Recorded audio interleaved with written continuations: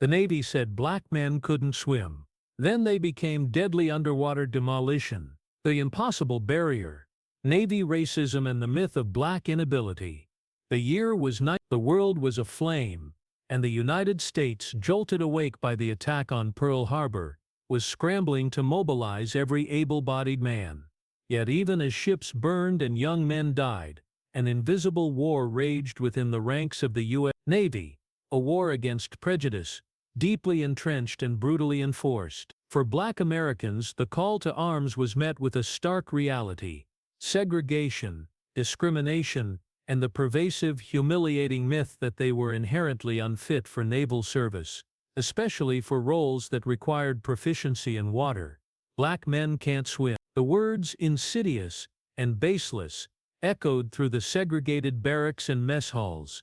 They were a convenient excuse, a racist trope used to relegate African Americans to the most menial roles, primarily as messmen and stewards. It didn't matter that generations of black men had fished, sailed and swam in rivers, lakes and oceans across the nation. The Navy's institutional racism, reinforced by decades of Jim Crow laws, clung to this lie with the tenacity of a barnacle to a hull. They were deemed unfit for combat, for skilled labor, and certainly, for the dangerous, specialized world of naval diving or amphibious warfare. Petty Officer First Class Elijah Eli Vance knew this myth intimately. He'd grown up on the Gulf Coast of Florida, swimming before he could properly walk, navigating treacherous currents and diving for sponges with his grandfather. Yet here he was, scrubbing decks on a destroyer, his formidable aquatic skills ignored, his ambitions stifled by the color of his skin. He watched white sailors train for gunnery, for engineering, for command, while he polished silverware, a bitter taste in his mouth. The war's escalating brutality, however, began to force uncomfortable re-evaluation. As casualty lists grew and the demand for specialized units intensified, the Navy found itself facing an unprecedented challenge: how to land troops on heavily defended enemy shores. Japanese garrisons in the Pacific had turned coral reefs and beaches into death traps, bristling with barbed wire, mines, and ingenious underwater obstacles. Traditional landing craft were torn apart, men slaughtered before they even reached the sand. A new kind of soldier was needed, one who could operate unseen, underwater, to clear the path for the invasion force. The Underwater Demolition Units (UDUs), soon to be known as frogmen, were born. Initially, these elite units were exclusively white, but the sheer scale of the war, coupled with the pressure from civil rights leaders and the burgeoning black press, slowly chipped away at the Navy's rigid segregation. Secretary of the Navy Frank Knox, facing criticism, reluctantly agreed to expand opportunities for black enlistees, though still within a segregated framework. It was a grudging incremental shift, not born of enlightenment, but of necessity. Eli heard whispers of the new UDU program, stories of men training to swim silent and deep, to handle explosives with surgical precision. A flicker of hope, dangerous and defiant, ignited within him. He saw it not just as a chance to fight the enemy abroad, but to confront the enemy within the Navy itself. If black men were truly incapable of swimming, how could they possibly endure the rigorous, life-threatening training of an underwater demolition expert? The very existence of such a unit, should black men be allowed to join, would shatter the Navy's longest-held, most demeaning prejudice. The early discussions within Navy leadership regarding integrating the UDU program were fraught with resistance. Commanders scoffed, citing morale issues and the unsuitability of black recruits for such complex and dangerous tasks. They argued against mixed units, claiming it would disrupt efficiency and unit cohesion. It was a well-worn playbook of excuses, designed to maintain the racial hierarchy. But the sheer audacity of the war, its total demands, pressed against these antiquated notions. The tide was turning, albeit glacially. The Navy was slowly being dragged, kicking and screaming, into the 20th century. Eli and others like him quietly observed, waited and hoped. They knew that their chance, if it ever came, would not be given freely. It would have to be earned, not just through skill and bravery, but through an unwavering defiance of a system designed to keep them down. The impossible barrier wasn't just the enemy's defenses, It was the invisible wall of prejudice that they first had to demolish within their own ranks. The first step was to prove that not only could black men swim, but they could also conquer the ocean's depths and face down the most lethal challenges the war could offer. Their very existence in such a role would be an act of war against racism, a silent, powerful detonation against the myth of black inability. The stage was being set, not just for a battle against the Axis powers, but for a profound, unspoken revolution within the U.S. The call finally came, muffled but clear, through the dun of wartime rationing and racial tensions. The Navy, under increasing pressure and facing manpower shortages, announced the formation of a segregated UDU training program for African Americans. It was a grudging concession, a footnote in the grander scheme of naval expansion, but to men like Eli Vance, it was a lifeline. He and a handful of other black sailors, many of whom had already proven their mettle as dock workers, boatswain's mates, or even unofficial salvage divers, stepped forward. They were men from all walks of life, sharecroppers from Georgia, fishermen from Louisiana, factory workers from Detroit, united by a burning desire to serve and to prove the lies wrong. The selection process was brutal, designed to weed out all but the most exceptional. It was overseen by a white officer, Lieutenant Commander Arthur Art Jenkins, a former collegiate swimming coach known for his demanding standards and, surprisingly, his relative lack of overt prejudice. Jenkins, a pragmatic man, cared more about capability than color. "I need men who can hold their breath, keep their cool and follow orders, regardless of what the recruiting posters say," he'd gruffly told his superiors. The training grounds were harsh, tucked away in an isolated cove, far from the prying eyes of the main base. Here the ocean became their crucible. Early mornings began with grueling runs, followed by endless laps in frigid water. They learned to swim with their hands and feet bound, to navigate by compass underwater, and to remain submerged for impossible lengths of time, their lungs burning, their minds screaming for air. Each drill was designed to push them past their perceived limits, to forge them into something new and unbreakable. They said we couldn't swim, eh? Eli grunted one morning, treading water in a choppy sea, a heavy lead belt cinched around his waist. His compañero, Private First Class Samuel Sam Dawson, a quiet, powerfully built man from rural Mississippi, blew a stream of bubbles. "They ain't seen nothing yet, Vance. We'll show 'em what black men can do when they put their mind to it." The training wasn't just physical, it was an education in explosives. They learned to identify and disarm various types of mines: contact mines, magnetic mines, acoustic mines. They meticulously practiced knot tying, fuse setting, and the delicate art of placing charges with precision. Underwater, every movement was amplified, every mistake potentially fatal. A wrong twist of a detonator cap, a misplaced charge, and the mission and their lives could be extinguished in an instant. The instructors, initially skeptical, watched in grudging admiration as the black trainees quickly grasped the complex technical details, often outperforming their white counterparts in speed and accuracy. One particularly harrowing exercise involved navigating a mock-up of an enemy beachhead, studded with simulated mines and razor wire, all underwater in near-zero visibility. They had to clear a path, locate hidden explosive devices, and practice setting their charges, all while enemy divers, their white instructors, tried to grab and simulate killing them. It was a baptism by cold water and adrenaline. During one such exercise, a young recruit, overwhelmed by claustrophobia and fatigue, began to panic underwater, thrashing wildly. Eli, despite the danger of attracting the enemy, swam swiftly to him, grabbing the man and calming him with firm gestures, guiding him back to the surface and safety. Lieutenant Commander Jenkins, observing from a nearby boat, simply nodded. Professionalism, under duress, that's what he needed. The camaraderie among the black trainees was absolute. They were brothers forged in shared adversity, bound by a common purpose. They cooked for each other, shared stories, and celebrated small victories: a perfectly tied knot, a minute longer held underwater, a successful demolition. They knew that beyond the training, a larger battle awaited them, both against the enemy overseas and against the prejudice that still clung to them. It was during a rare moment of respite, a Sunday service held in a makeshift chapel, that Reverend Johnson, a chaplain assigned to their unit, delivered a sermon that resonated deeply. He spoke of unity, of individual strengths forming an unbreakable whole, echoing the words of the Apostle Paul, "For as the body is one, and hath many members, and all the members of that one body, being many, are one body, so also is Christ. For by one Spirit are we all baptized into one body, whether we be Jews or Gentiles, whether we be bond or free, and have been all made to drink into one Spirit." 1 Corinthians 12:12-13.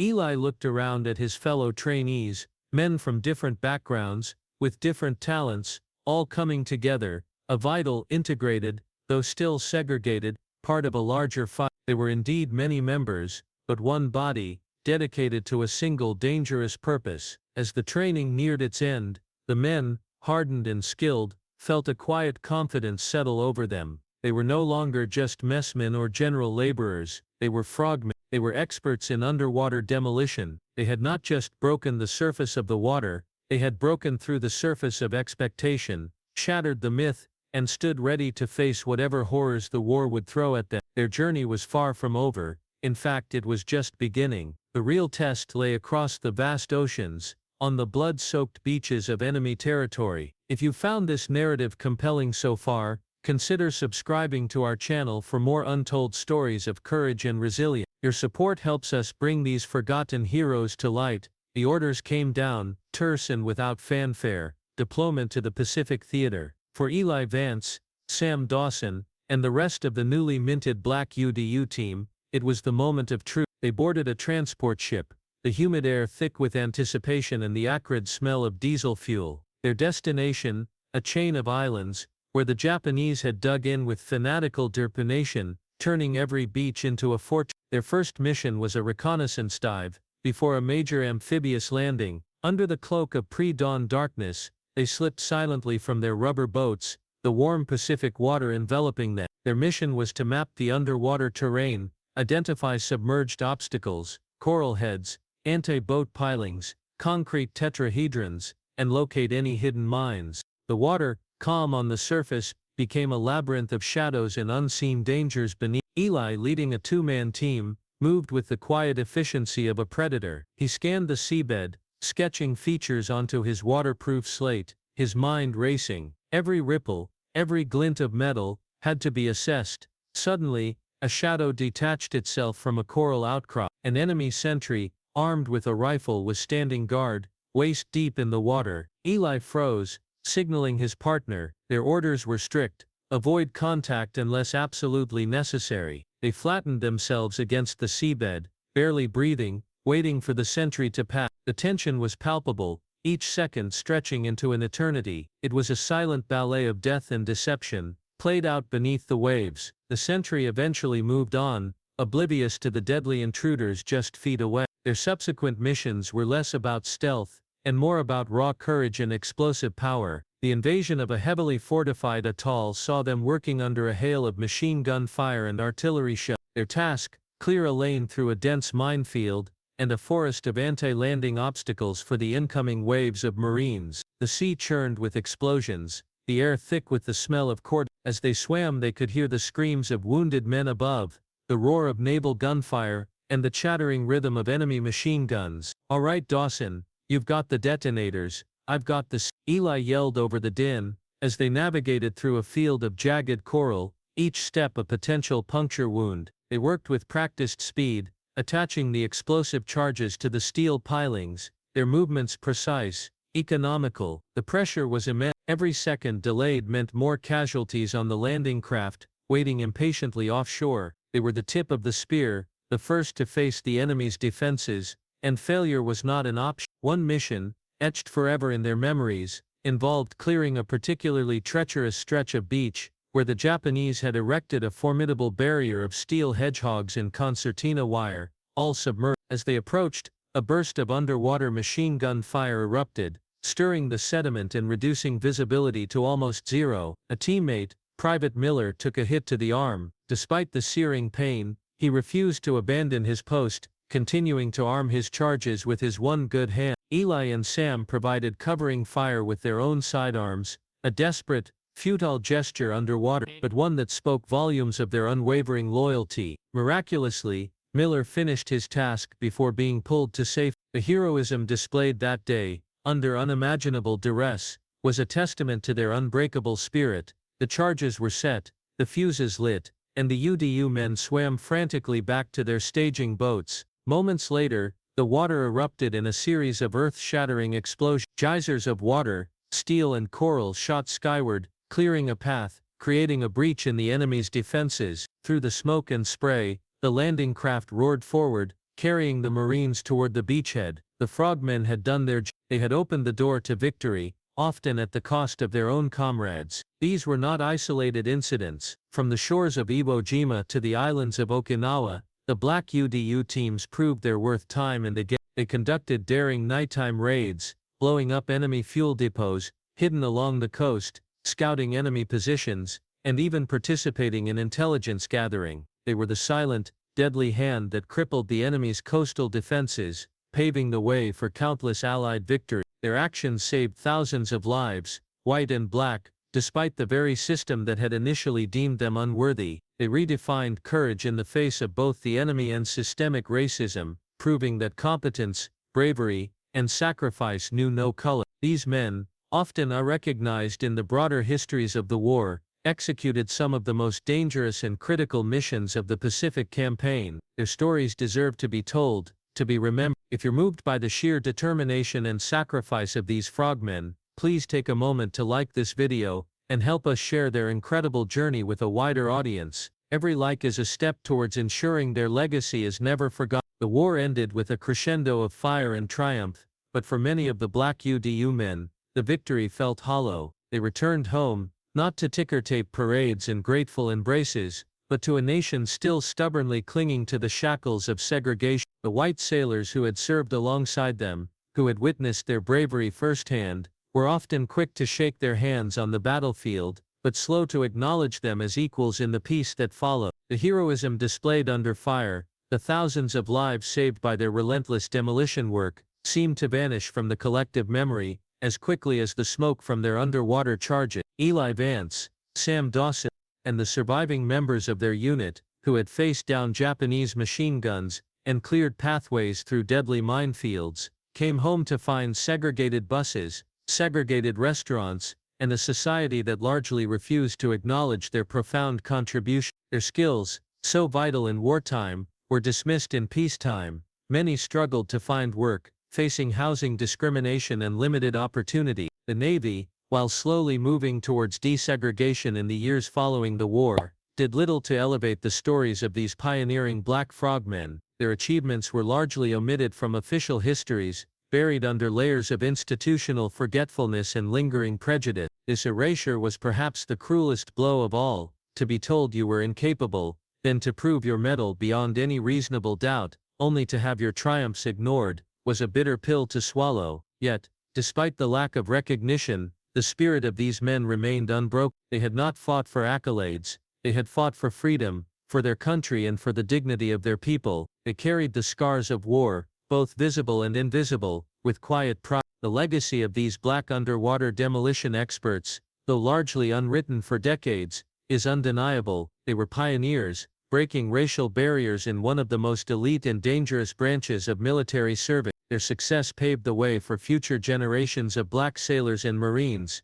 proving unequivocally that courage, skill, and patriotism transcended the color line. They forced the Navy, and indeed the nation, to confront its own prejudices, setting the groundwork for the desegregation that would eventually come. Today, as we look back at the crucible of World War II, it is imperative that we reclaim these forgotten narratives. The story of the Black Frogmen is not just a chapter in military history, it is a powerful testament to human resilience, to the enduring fight for equality, and to the extraordinary individuals who, against all odds, answered the call of duty and changed the course of history, one underwater demolition at a time. Their courage in the face of both the enemy abroad and the prejudice at home stands as an eternal beacon. Their story serves as a reminder that true strength often emerges from the most unexpected places, and that heroism is not confined by artificial barriers. It is a story of quiet defiance, of extraordinary skill, and of unwavering commitment to a nation that for too long failed to fully recognize its own. We owe it to these men,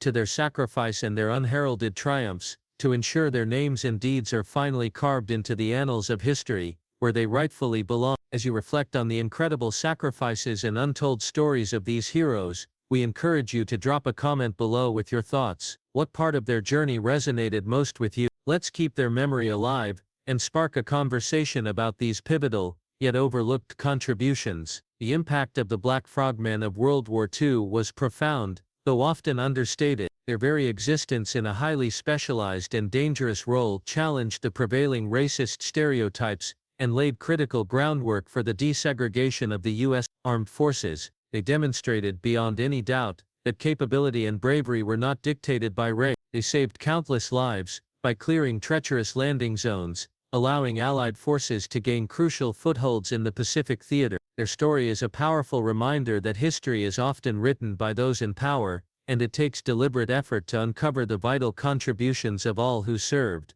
They fought two wars simultaneously, one against the Axis powers, and another against racial injustice. In both, they emerged victorious, leaving behind a legacy of courage, skill, and unwavering determination that continues to inspire. Remember these heroes. Their story is a testament to the unyielding spirit of those who fought for a better world, both abroad and at home. Their valor should never again be forgotten. This is a story that needs to be heard by everyone. If you haven't already, please make sure you've subscribed to our channel, and hit the notification bell so you don't miss out on future deep dives into forgotten histories like this one. Your continued support is invaluable in preserving these essential narratives.